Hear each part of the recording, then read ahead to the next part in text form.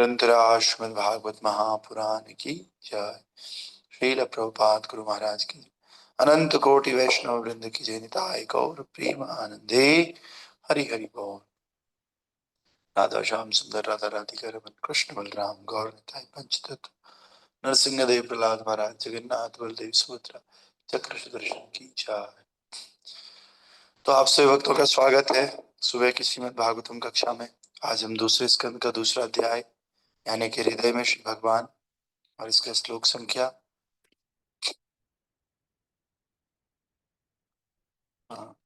19 पढ़ रहे हैं, जो इस प्रकार से है। इत्थं मुनिस्तु परमेद व्यस्थितो विज्ञानगवीर्यसुरन्धिताश्रय स्वपाश्लिनापीड्यगुदं ततो नीलम् स्थाने सुषट्सूत्रमये जितक्लमः।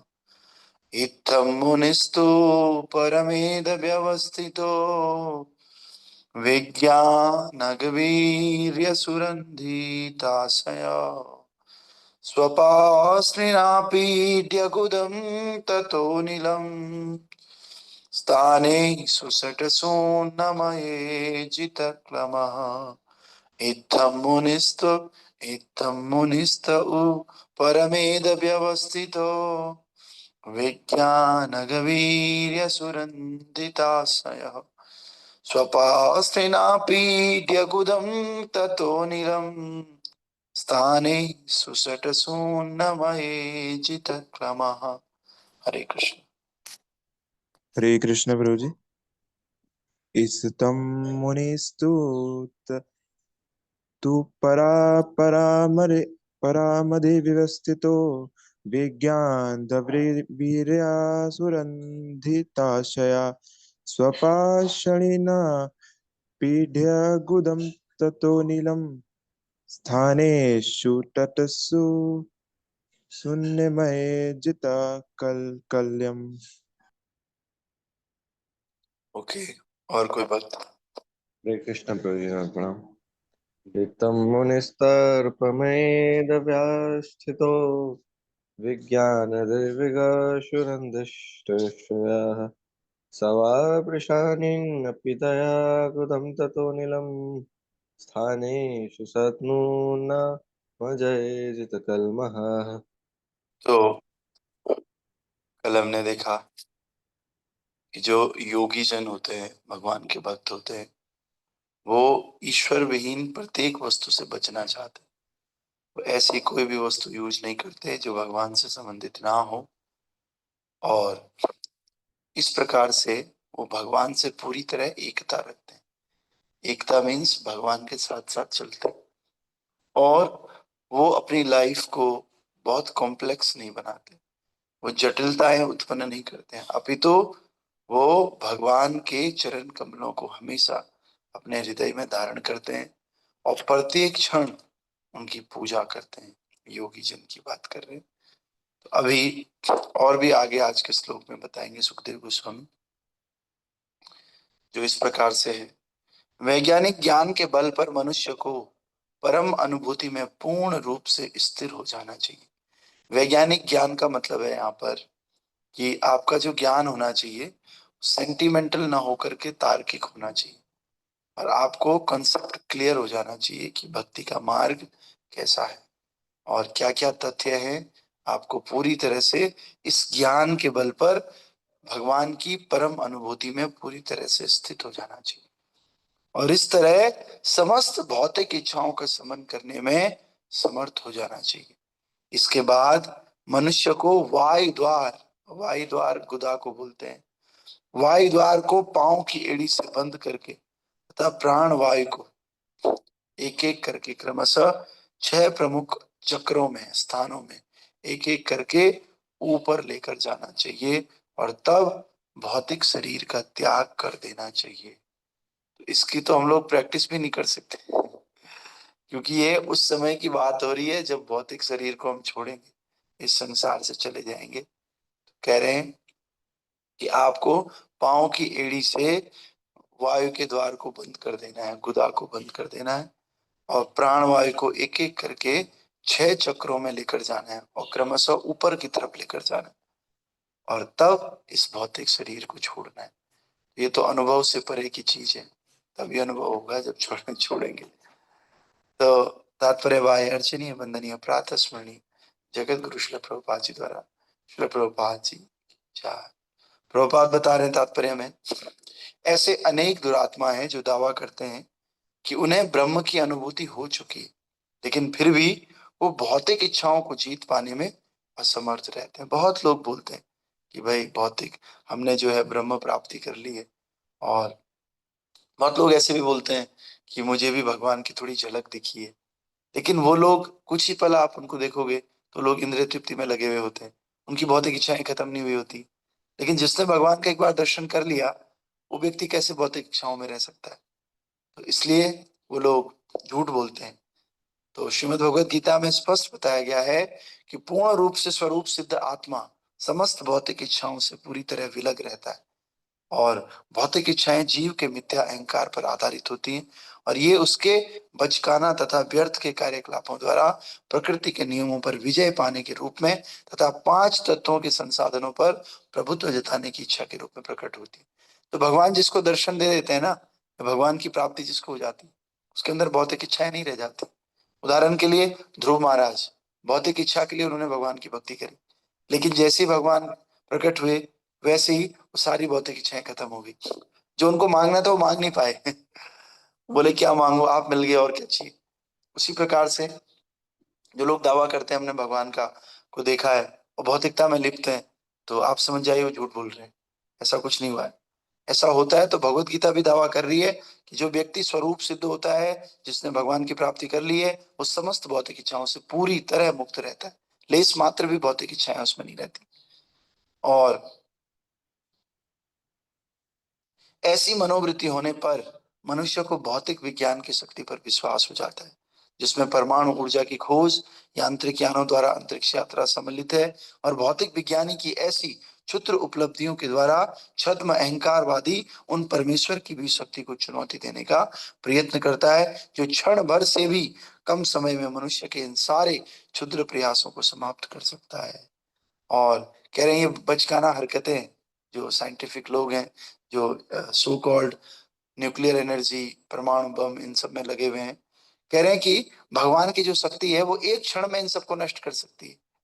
लेकिन ये लोग फिर भी थोड़ा सा कुछ आविष्कार करते हैं तो इनको लगता है मेरे बराबर कोई है ही नहीं, भगवान दूसरा कोई है ही नहीं, मैं ही भगवान हूँ। तो कह रहे हैं लेकिन इन लोगों को इतना पता नहीं है, ये अहंकारवादी बन जाते हैं। अहंकार कूट कूट करके इनके अंदर बढ़ जाता है छोटी सी उपलब्धि के कारण। लेकिन इनको ये नहीं पता कि भैया ये जो भगवान है इनकी शक्ति है, वो क्षण भर से भी कम समय में, एक सेकंड भी नहीं लगेगा, आपकी सारी योजनाओं को तहस नहस कर सकते हैं। और सुस्थित आत्मा या ब्रह्म सिद्ध आत्मा अच्छी तरह समझता है कि परम ब्रह्म या भगवान ही सर्वशक्तिमान वासुदेव है, और वो जो कि स्वरूप सिद्ध जीव है परम पूर्ण का ही अंश है। तो इसमें कोई थोड़ा सी भी डाउट नहीं होता है भक्त को कि भाई मैं भगवान का ही अंश हूं और भगवान ही सर्वशक्तिमान है। इस तरह उसकी स्वाभाविक स्थिति सेवक तथा सेवक के दिव्य संबंध के रूप में भगवान के साथ सहयोग करने की, वो समझ जाता है कि भगवान सेव्य है और मैं सेवक हूं, और ये दोनों हमारा ट्रांसीडेंटल रिलेशनशिप है भगवान के साथ, कि भगवान सेव्य और मैं उनका सेवक। और ऐसा स्वरूप सिद्ध जीव भौतिक प्रकृति पर प्रभुत्व जताने के अपने व्यर्थ के कार्यकलाप को प्रदर्शित करना बंद कर देता है। तो बाकी सारे लोग ये अहंकार है, अज्ञान है, इसका कारण क्या है कि हम इस भौतिक प्रकृति का लीडर बनना चाहते हैं। सब लोग लीडर बनना चाहते हैं, सब चाहते हैं कि मैं स्वामी बनूं। तो कह रहे हैं कि जब ऐसी चेतना डेवलप हो जाती है तो व्यर्थ के कार्यकलाप वो व्यक्ति बंद कर देता है, वो ये दिखाना बंद कर देता है कि ये प्रकृति का मालिक मैं हूं, जाने अनजाने। तो वैज्ञानिक विधि से अच्छी तरह परिचित होने के कारण वो भगवान की श्रद्धा पूर्ण भक्ति में पूरी तरह जुट जाता है। तो वैज्ञानिक ज्ञान का एक ही मतलब है यहाँ पर कि आपको जब सिस्टमेटिकली आप इस भक्ति के प्रोसेस को समझते हो, तो जाकर के आपके दिमाग में ये आता है, तो जाकर के आपकी चेतना इस बात को समझ पाती है कि भैया भगवान हमारे स्वामी है, सब कुछ भगवान है, मैं उनका सेवक हूं, मुझे फालतू आडंबर करने की आवश्यकता नहीं है। और अगर ऐसा ये प्रॉपर नहीं होता है तो फिर लोग ढोंगी बन जाते हैं, फिर लोग बाहर से साधु होने का दिखावा करते हैं, लेकिन वो भी इसलिए स्वामी बनने के लिए, फॉलोवर बढ़ाने के लिए। लेकिन जब प्रोसेस के साथ भक्ति करते हो, नित्य रूप से भक्ति करते हो, प्रभुपाद जी ने जो विधि दी है उस विधि से हम भक्ति करते हैं, तो धीरे धीरे हमारा ये अज्ञान खत्म हो जाता है और हम बाहरी दिखावा बंद कर देते हैं और पूरी तरह से भगवान की भक्ति में श्रद्धा पूर्वक जुट जाते हैं। तो ये केवल होता है वैज्ञानिक विधि से भगवान की भक्ति करना। और वैज्ञानिक विधि क्या है? सिस्टमैटिक तरीका। तो सिस्टमैटिक तरीका यही है कि आप रीडिंग करें, हियरिंग करें, रेगुलर बेसिस पे करें, किसी भक्त के साथ करें, उनके गाइडेंस में करें, और धीरे धीरे धीरे धीरे अपने आप को एनालाइज करें। जैसे को एकेडमिक प्रोफेशनल जगह पे होता है, पहले आपको पढ़ाते हैं, पढ़ाने के बाद आपका टेस्ट लिया जाता है, टेस्ट में देखते हैं अच्छा यहाँ यहाँ पर कमी है, फिर जाकर के उन कमियों पे काम करते हैं, फिर और दूसरा टेस्ट लेते हैं, तब तक टेस्ट लेते रहते हैं जब तक कि वो जो उसका एम था वो कंप्लीट नहीं हो जाता। और ये पूरा टेस्ट, ये पूरा पढ़ाई, ये सब सिस्टमेटिक होता है, साइंटिफिक होता है। तो इसी प्रकार से भक्ति भी साइंटिफिक है, और भक्ति को भी इसी तरह से सिस्टमेटिक तरीके से सीखना होता है। तो सक्षम योगी जिसने योग पद्धति की स्वीकृत विधि द्वारा प्राण वायु को भली भांति नियंत्रित करने का अभ्यास कर लिया, उसे इस प्रकार देह त्याग करने की सलाह दी जाती है। उसे गुदा द्वार को अपने पैर की एड़ी से बंद कर देना चाहिए और प्राण वायु को क्रमशः 6 चक्रों में ऊपर उठाना चाहिए। ये 6 जगह कौन कौन सी हैं? प्रभुपाद बता रहे हैं। एक है नाभि, दूसरा है उदर, तीसरा है हृदय, चौथा है वक्षस्थल, पांचवा है तालु, और छठवां भौवें और ये ब्रह्मरंध्र। तो ये स्वीकृत योग विधि द्वारा प्राण वायु को नियंत्रित करना यांत्रिक विधि है, और ये विधि आध्यात्मिक पूर्णता प्राप्त करने हेतु न्यूनाधिक एक तरह का भौतिक प्रयास है। प्रभुपाद जी ने बोल दिया कि जो ये विधि है, ये विधि सर्वश्रेष्ठ विधि नहीं है, ये तो एक तरह की मैकेनिकल विधि है कि हम मैकेनिकली अपने इंद्रियों को कंट्रोल करके उस समय भगवान का ध्यान करने का प्रयास कर रहे हैं। प्राचीन काल में ऐसा अभ्यास आध्यात्मवादी के लिए बहुत सामान्य बात होती थी, क्योंकि इन दिनों जीवन तथा चरित्र की शैली अनुकूल थी। कह रहे हैं ये सब करना पहले आसान था, लेकिन आजकल आसान नहीं है। किंतु वर्तमान समय में जब कलयुग का प्रभाव इतना विचलित करने वाला बन गया है, तो लगभग प्रत्येक व्यक्ति इस शारीरिक व्यायाम की कला में निपुण नहीं होता है। प्रभुपाद जी ने बता दिया कि जो सुखदेव गोस्वामी ने यहाँ पर कहा है, ये एक तरह का भौतिक अभ्यास है, एक तरह की प्रैक्टिस है, एक तरह का एक्सरसाइज है, जो कि पहले जमाने में शरीर अच्छा होने के कारण हर व्यक्ति कर पाता था, लेकिन आज की डेट में ये करना बड़ा मुश्किल है। तो फिर क्या करें? तो कह रहे हैं प्रभुपाद जी कि आज की लगभग प्रत्येक व्यक्ति इस शारीरिक व्यायाम की कला में निपुण नहीं है। अरे ये तो प्राण छोड़ने का व्यायाम है, लोग नॉर्मल व्यायाम नहीं कर पा रहे हैं आजकल। जो हमारा जीवन है, जो रूटीन है, इतना व्यस्त हमारा शेड्यूल है, इतना बिजी शेड्यूल है कि हमारे पास टाइम ही नहीं है एक्सरसाइज करने का, नॉर्मल एक्सरसाइज। तो फिर ये एक्सरसाइज तो हम कहाँ से कर पाएंगे? इसलिए कह रहे हैं इन दिनों भगवान के पवित्र नाम का कीर्तन करके मन की एकाग्रता सरलता से प्राप्त की जा सकती है। प्रभुपाद जी कह रहे हैं इस व्यायाम की कोई आवश्यकता है नहीं। आप अगर भगवान के पवित्र नाम का उच्चारण करते हो, तो पवित्र नाम का उच्चारण करने मात्र से मन की एकाग्रता को आप सरलता से प्राप्त कर सकते हो। ऐसे करने की आवश्यकता ही नहीं। बताओ कैसे आप अपनी प्राण वायु को पहले नाभि में लाओगे, फिर आप उदर में लाओगे, फिर आप वक्षस्थल में लाओगे? Very difficult it is. Practice होने के बाद भी डिफिकल्ट है, तो हमें तो प्रैक्टिस ही नहीं है इस बात की। तो इस तरह प्राप्त फल प्राण वायु के भीतरी अभ्यास द्वारा प्राप्त होने वाले फल से अधिक प्रभावशाली होते हैं। प्रभुपाद जी ने बता दिया, आप एक तरफ इस एक्सरसाइज को कर लो और दूसरी तरफ आप भगवान के पवित्र नाम का उच्चारण कर लो। कह रहे हैं पवित्र नाम का उच्चारण करने वाला जो फल है ना, वो इस भौतिक अभ्यास के फल से कई गुना ज्यादा है प्रभावशाली। तो इसलिए ये सब योगी जनों के लिए था, पहले के लोगों के लिए था, उन लोगों के लिए था जो भाई भगवान की भक्ति को नहीं समझ पाते हैं अभी। लेकिन हमें तो भगवान की भक्ति के बारे में पता है, तो इसलिए हमको इन सब चीजों में ना पड़ के क्या करना है, हरे कृष्णा कृष्णा कृष्णा हरे हरे, हरे राम राम राम हरे हरे। बस इस पवित्र नाम का उच्चारण करना है, अपने आप ही मन की सफाई होती रहेगी, मन साफ होता रहेगा और हम भगवान की भक्ति करते रहेंगे और मरते समय भी भगवान के ऊपर ध्यान लगा पाएंगे। ग्रंथराज श्रीमद् भागवत महापुराण की जय। श्रील प्रभुपाद गुरु महाराज की जय। अनंत कोटि वैष्णव वृंद की जय। निताय गौर प्रेम आनंदे। हरि हरि बोल।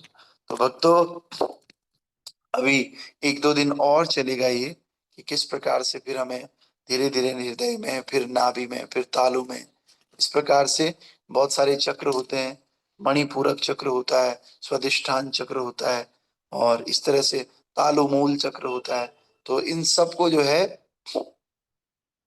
इस सब का अभी सुखदेव गोस्वामी वर्णन करेंगे और प्रभुपाद जी हर जगह इसको समझाएंगे कि भाई ये उस समय ठीक था लेकिन अभी ये डिफिकल्ट है। इसीलिए आप, सार वस्तु ये है कि इन सब चीजों को समझो, लेकिन समझने के बाद भी करो क्या, हरे कृष्ण कृष्ण कृष्ण हरे हरे, हरे राम राम राम हरे हरे। क्योंकि ये कलयुग है और कलयुग केवल नाम आधारा, बस केवल भगवान के नाम से इस उद्धार हो सकता है। तो एक बार व्यासदेव से मिलने के लिए कुछ शिष्य आते हैं, कुछ भक्त लोग, और व्यासदेव जो है नदी से स्नान करके आ रहे हैं, नहा करके। तो वो कुछ पूछने आए हैं, व्यासदेव से ज्ञान प्राप्त करने आए। व्यासदेव मुंह से कह रहे हैं धन्य कलयुग, धन्य कलयुग, धन्य कलयुग। तो इन लोगों ने कहा अरे ये क्या बोल रहे हैं, कलयुग तो इतना गंदा है। तो इतना गंदा है और ये जो है कह रहे हैं धन्य कलयुग। इन्होंने कहा हम अपना प्रश्न तो बाद में पूछेंगे, पहले महाराज आप ये बताओ, आप धन्य कलयुग क्यों बोल रहे हैं। तो जो व्यास देव जी हैं उन्होंने कहा देखो भाई, सतयुग में तो इन सब तरह का कार्य करना था, ऐसा अभ्यास करना था, प्राण वायु को रोकना, अपान को प्राण में और प्राण को अपान में, बाप रे। और इस तरह से अपनी सारी इंद्रियों को बस में करके प्राण वायु रोक करके आपको 6 चक्रों में इसको लेकर के जाना है, तब जाकर के आपका उद्धार हो सकता है। लेकिन इस कलयुग में आपको कुछ करना ही नहीं, आपको हरे कृष्ण कृष्ण कृष्ण हरे हरे, हरे राम राम राम हरे हरे। इतना आसान है कलयुग। तो मैं धन्य कलयुग क्यों ना कहूं, तो इसलिए मैं धन्य कलयुग कह रहा हूं। तो हम लोग भी कलयुग को धन्यवाद देना चाहिए कि कलयुग भाई साहब, आपके अंदर दोस्त तो दुनिया भर के हैं, लेकिन फिर भी हमारे लिए एक अपॉर्चुनिटी है, हम केवल भगवान का नाम लेकर के इस संसार से निकल सकते हैं और भगवान का धाम प्राप्त कर सकते हैं।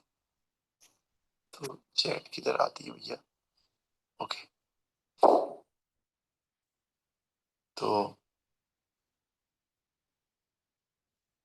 इस तरह से, तो आप सबका स्वागत है, आप लोग भी थोड़ा सा टाइम से आइए, धीरे धीरे नंबर कम हो गया, 25 नंबर हो गया, तो आप लोग थोड़ा 40 तक और तो क्लास शुरू कर लीजिए अपनी, 40 तक।